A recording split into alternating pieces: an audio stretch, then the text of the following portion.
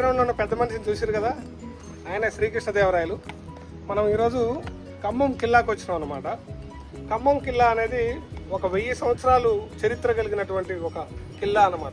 చరిత్రకి ఆనవాలుగా నిట్ట నిలువుగా ఖమ్మం కోట అనేది ఒక సాంస్కృతిక వైభవంగా నిలబడుతుంది.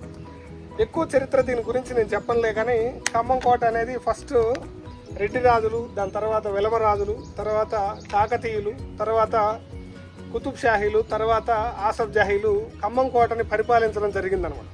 అయితే ఈ ఖమ్మం కోటని ఫస్ట్ వెలుగుమట్ల గ్రామానికి చెందిన లక్ష్మారెడ్డి, వేమారెడ్డి, రంగారెడ్డి ముగ్గురు సోదరులు వాళ్ళ పొలంలో దొరికిన గుప్త నిధులతోని ఫస్ట్ ఒక మట్టి కోటగా స్టార్ట్ చేయడం జరిగింది. తర్వాత ఇది కాకతీయుల ఆధ్వర్యంలో ఉండడం వల్ల ఈ కోటని రాతితోని చాలా కట్టుదిట్టంగా, అంటే శత్రువులు దాడి చేయకుండా దీన్ని నిర్మించడం జరిగింది.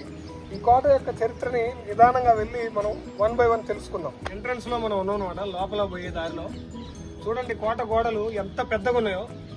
అంటే చూడడానికంటే శత్రువు బయట నుంచి కోట మీద దాడి చేయాలంటే భయం కలిగే విధంగా, వెన్నులో వణుకు పట్టే విధంగా, అంటే కొన్ని వందల ఫిరంగులు దాడి చేసినా సరే చెక్కు చెదరకుండా ఉండే విధంగా ఈ కోటలు నిర్మించడం జరిగిందనమాట. ఒకసారి మనం దీన్ని చూద్దాం. కోటలు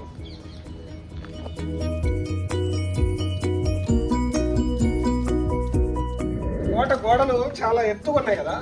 దీంతో పాటు మీరు గమనించినట్లయితే ఇట్లా ఇక్కడ ఒక టర్నింగ్ ఉంది కదా, మళ్ళీ ఇట్లా ఇక్కడికి పోగానే ఇక్కడ ఒక టర్నింగ్ ఉందన్నమాట.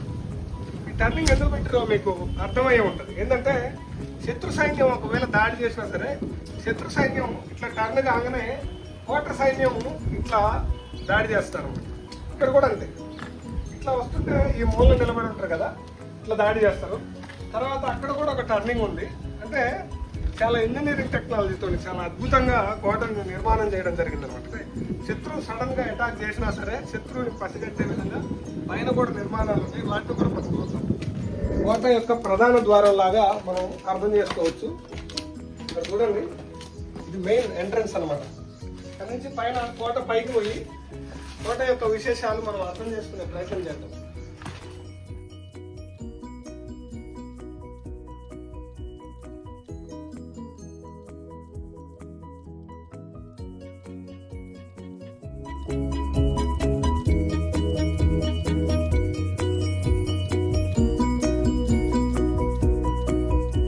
చరిత్రలో కూడా కోటల గురించి సిటాడెల్ అని మెన్షన్ చేసి ఉంటుంది కదా. సిటాడెల్ అంటే రాజు, ఎలిట్ సమాజం నివసించే ప్లేసు. తర్వాత కింద వచ్చేసి సామాన్య ప్రజలు నివసిస్తారు అనమాట. ఇది అప్పట్లో ఇది రాజుల దర్బార్ నిర్వహించడానికి ఉపయోగించినట్టు మనకి కనపడుతుంది. ఫ్రెండ్స్, ఇక్కడ కనిపిస్తున్న నిర్మాణం ఉంది కదా, దీన్ని కొంతమంది చరిత్రకారులు నెయ్యి బావి అంటున్నారు. అంటే ఇక్కడ నెయ్యి తయారు చేసి, అంటే నెయ్యి అనేది తయారైన తర్వాత రాజ్యంలో ఉన్నటువంటి రాజులకు కానీ, మంత్రులకు కానీ, తర్వాత ఇతర పరివారానికి కానీ నెయ్యి పంచేవాళ్ళని చెప్తా ఉన్నారు. ఇంకో నేరేటివ్ ఏంటంటే ఇది మంచినీళ్ళ బావి. ఇక్కడి నుంచి నీళ్ళు దూవుకొని రాజ్యంలో ఉన్నటువంటి, అంటే పైన నివసించే వాళ్ళకి మంచినీళ్ళ బావిగా ఇది ఉపయోగపడ్డదని చెప్తున్నారు. ఏదేమైనా సరే ఇది చాలా ఇంట్రెస్టింగ్ అనిపించింది. ఎందుకంటే 3 స్టెప్స్ ఉందన్నమాట కింది నుంచి. ఇది ఎట్లా అనిపించిందంటే పాతకాలం ఊర్లలోకి వెళ్తే మనకి ఒక బావి ఉండి ఆ బావిలో పైన ఒక కడ్డీ లాంటిది ఉండి దానికి ఒక గిరక లాంటిది ఉంటుంది కదా, గిరక బావి, అలాగ ఉందన్నమాట ఇది.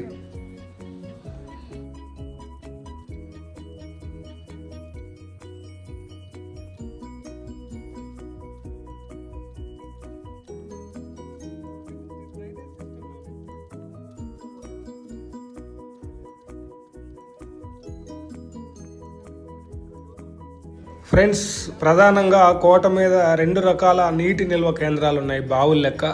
అందులో లెఫ్ట్ సైడ్ ఒకటి ఉంది, ఇప్పుడు నేను నిలబడ్డది రైట్ సైడ్ అనమాట.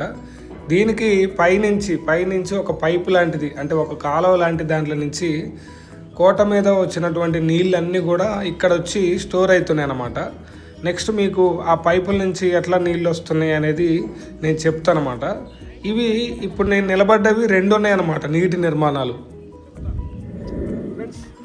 చూసారు కదా, ఇది డ్రైనేజ్ సిస్టమ్ అనమాట.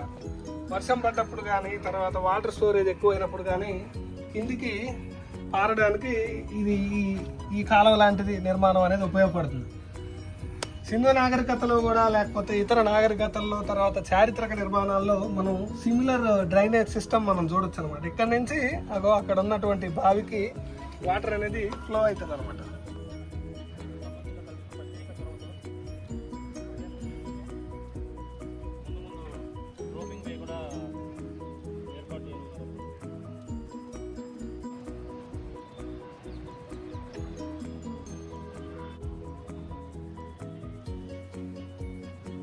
ఫ్రెండ్స్, వీడేంది కోట గోడ చివరలో కూర్చుంటారు అనుకుంటారా? కింద ఒక నిర్మాణం ఉందన్నమాట. దాని పేరే జాఫర్ బావి. మంచినీళ్ళు తాగడానికి అప్పట్లో ఉపయోగించేవాళ్ళు అనమాట. అంటే సామాన్య ప్రజల కోసం అప్పటి రాజులు దీన్ని నిర్మాణం చేసిందని చరిత్ర చెప్తా ఉంది. కోటపై నుంచి జాఫర్ బావిని చూసే విధంగా రోప్వే కూడా ఏర్పాటు చేసే ప్లాన్స్ జరుగుతున్నాయని చెప్పి ఖమ్మం జిల్లా కలెక్టర్ రీసెంట్గా చెప్పడం జరిగింది. దీంతో పాటు ఖమ్మం జిల్లాలో ఉన్న ఇతర పర్యాటక క్షేత్రాలను కూడా డెవలప్ చేయాలన్న ఒక ఆలోచన ఉన్నది. దాంట్లో భాగంగా నేలకొండపల్లి దగ్గర ఉన్నటువంటి బౌద్ధ క్షేత్రాన్ని కూడా ఒక మంచి పర్యాటక కేంద్రంగా ఏర్పాటు చేయాలని ప్రభుత్వం ట్రై చేస్తూ ఉందన్నమాట. అయితే పైన కోట పైన ఇప్పుడు మనం తిరుగుతున్నప్పుడు మనం అబ్జర్వ్ చేసింది ఏంటంటే అసాంఘిక కార్యక్రమాలు జరుగుతున్నాయని వార్తలు విన్నాం మనం. ఒక పర్యాటక కేంద్రంగా దీన్ని కనుక అభివృద్ధి చేసినట్లయితే ఒక ప్రశాంతమైన వాతావరణంలో ఒక టూరిజం అనేది డెవలప్ అయ్యి ఈ స్థానికులకు కూడా మంచి ఎంప్లాయ్మెంట్ దొరుకుతుంది. తర్వాత వాళ్ళ పిల్లల్ని చదివించుకోగలుగుతారు. తర్వాత ఈ కోట ఖమ్మం నగర అభివృద్ధిలో ఖమ్మం చరిత్రని ప్రపంచానికి చెప్పడంలో కూడా మంచిగా ఉపయోగపడుతుంది అనమాట.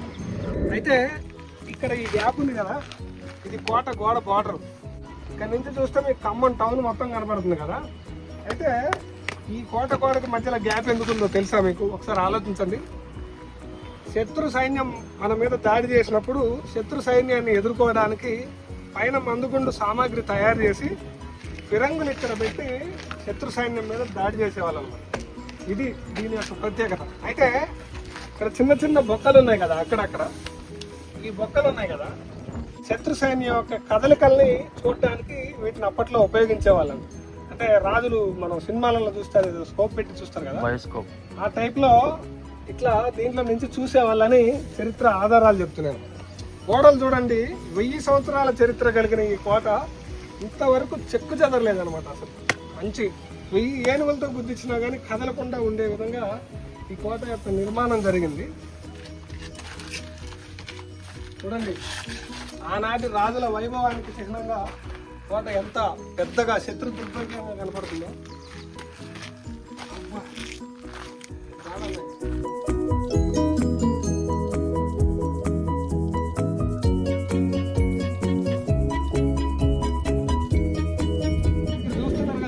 దాన్ని లకారం చెరువు అంటారు అనమాట. కరెక్ట్గా అక్కడ జాతీయ జెండా ఎగురుతుంది కదా, అది ఎంట్రీ అనమాట.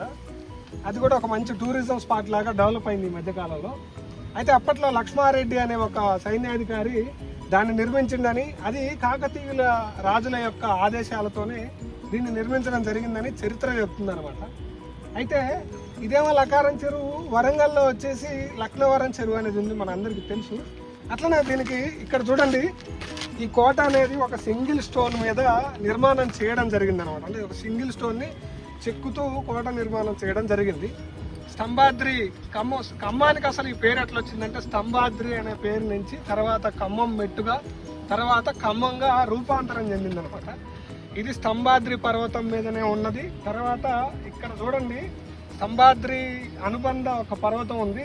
అక్కడ స్తంభాద్రి కొండ మీద లక్ష్మీ నరసింహస్వామి టెంపుల్ ఉందన్నమాట.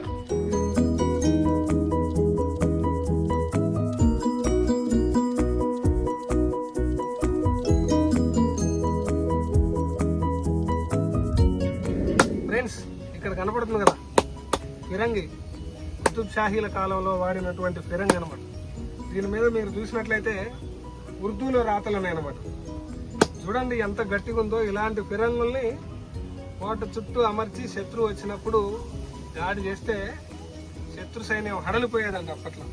ఈ ఫిరంగి ఒక ఫిరంగి చూస్తేనే ఇంత భయంకరంగా భీకరంగా ఉంది. కొన్ని వందల ఫిరంగులు కోట చుట్టూ అమర్చి దాడి చేస్తారనమాట. ఇంత బలమైన ఫిరంగులు ఎందుకు వాడతారంటే అప్పట్లో రాజుల కాలంలో అన్ని కోటలు రాతి కోటల నిర్మాణం చేసి శత్రువులు ఎంత పెద్ద దాడి చేసినా సరే, ఫిరంగులతో దాడి చేసినా ఇంకా పెద్ద ఆయుధాలతో దాడి చేసినా కదలకుండా చెక్కు చెదరకుండా ఉండే విధంగా కోటల నిర్మాణం జరిగేదనమాట. అప్పట్లో డంగు సున్నం అని ఒకటి వాడేవాళ్ళంట. ఇక్కడ చూడండి, ఎక్కడ కూడా మీకు సిమెంట్ తోటి చేసినట్టు కనపడదు. అంటే లేటెస్ట్ గా రెనోవేట్ చేసిన ఆనవాళ్ళు తప్పించి ఈ కోటకు సంబంధించిన నిర్మాణం ఎక్కడ చూసినా సరే మనకి సిమెంట్ తో కనపడదు అనమాట. అంత చెక్కు చెదరకుండా కోటల నిర్మాణం జరిగింది. కుతుబ్ షాహీల గురించి, ఆసఫ్ షాహీల గురించి చెప్పుకున్నాం కదా, ఖచ్చితంగా ఆ ఔరంగజేబు సైన్యం దీని మీద కూడా దాడి చేసిందనే మనం అనుకోవచ్చు అనమాట. ఇప్పుడు మనం ఎక్కడున్నాం అంటే వెనక కోటకి వెనక పక్క దారి అనమాట. అంటే శత్రువులు సైన్యం చేసినప్పుడు కానీ, ఏదైనా విపత్తులు వచ్చినప్పుడు కానీ జనం సడన్ గా ఫ్లో అవడానికి అనుకూలంగా ఇది దారి అనమాట. అయితే ఈ కోటకి 10 ద్వారాలు ఉన్నాయని చెప్పి చరిత్ర చెప్తోంది. అయితే ఇప్పుడు మనం ఇంకొక ద్వారం, ఫస్ట్ మనం వీడియో స్టార్ట్ చేసినప్పుడు ముందు నుంచి వచ్చినాం కదా, ఇది బ్యాక్ సైడ్ అనమాట. ఒకసారి దీన్ని చూద్దామండి.